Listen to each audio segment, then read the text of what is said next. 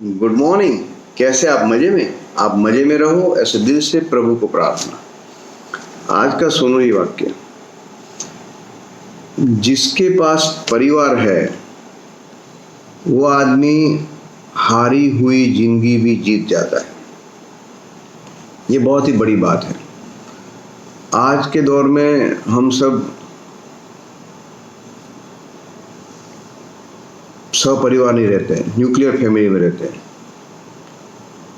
तो प्रॉब्लम आती है तब हम सब हिल जाते हैं, क्योंकि घर में अब तो 2 या 3 या 4, उससे ज़्यादा कोई रहने वाला नहीं।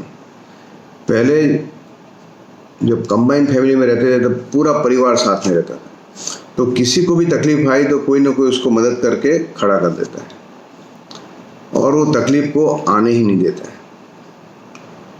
तो भले हम शायद न्यूक्लियर फैमिली में रह रहे हैं, लेकिन परिवार से नाता जोड़ के रखना है, परिवार के साथ रहना है, परिवार के साथ सोशल गैदरिंग करना है। तो क्या है कि बच्चों में भी प्रेम बढ़ेगा, बच्चे भी एक दूसरे को जान पाएंगे और बड़े को तो कोई प्रॉब्लम है नहीं। तो ये बात सबसे बड़ी है। आज जब आदमी सुसाइड करता है क्योंकि वो स्ट्रेस में आता है, टेंशन में आता है, तो उसको सहारा देने वाला कोई नहीं।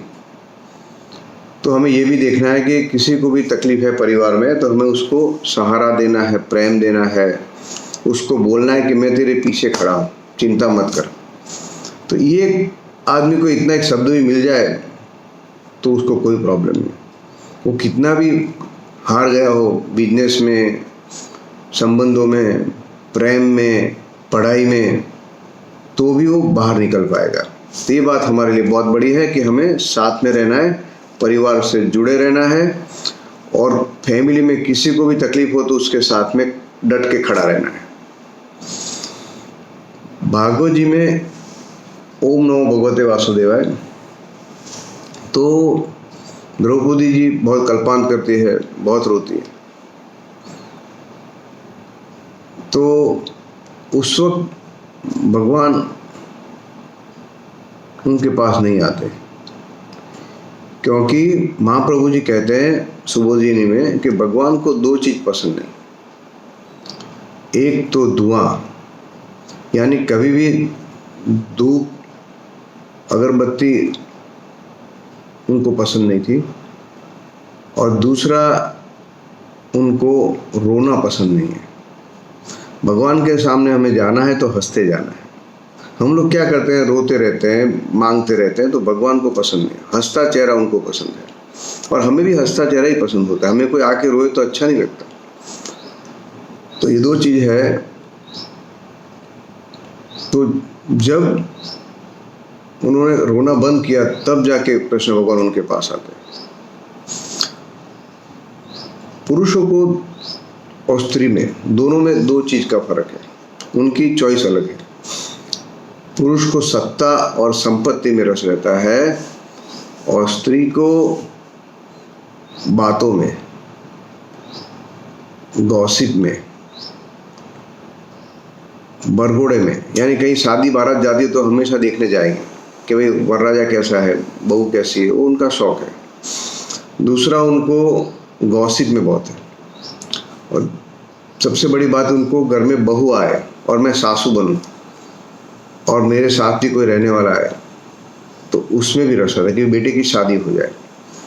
तो ये स्त्रियों का शौक की बात है, पुरुषों का शौक अलग रहता है। बाप को दिकरे की, बच्चे की अपने प्रगति में, वो अपना बेटा अपने से भी सवाया हुआ है, उसमें रस रहता है। गुरु को उसका शिष्य उनसे भी आगे बढ़े, उसमें रस रहता है। लेकिन माँ को क्या, माँ को तो उसका बेटा जिंदा भी रह जाए ना तो भी बहुत अच्छा है। माँ को उसके बेटे की खुशी में आनंद मिलता है। उसको हमेशा ऐसा होता है कि मैं जब मरूं तो मेरा बेटा मुझे कांध लेके शमशान में ले जाए। तो माँ कुछ अलग ही है। माँ को बेटा का आनंद, सुख, संपत्ति से भी ज़्यादा मेरे बेटा खुश रहे और मेरे साथ रहे, उसमें आनंद है। तो ये बात हमें सोचने की जरूरत है। तो कृष्ण भगवान उनके पास आते हैं और बोलते कि क्या प्रॉब्लम है, आप टेंशन मत करो, मैं जिसने आपके बेटे को मारा उसको पकड़ के लाता हूँ।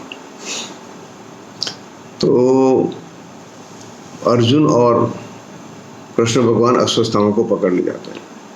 अश्वत्थामा उनको देख के रथ को बहुत भगाता है, लेकिन वो कृष्ण भगवान के सामने टिक नहीं पाता और पकड़ा जाता है।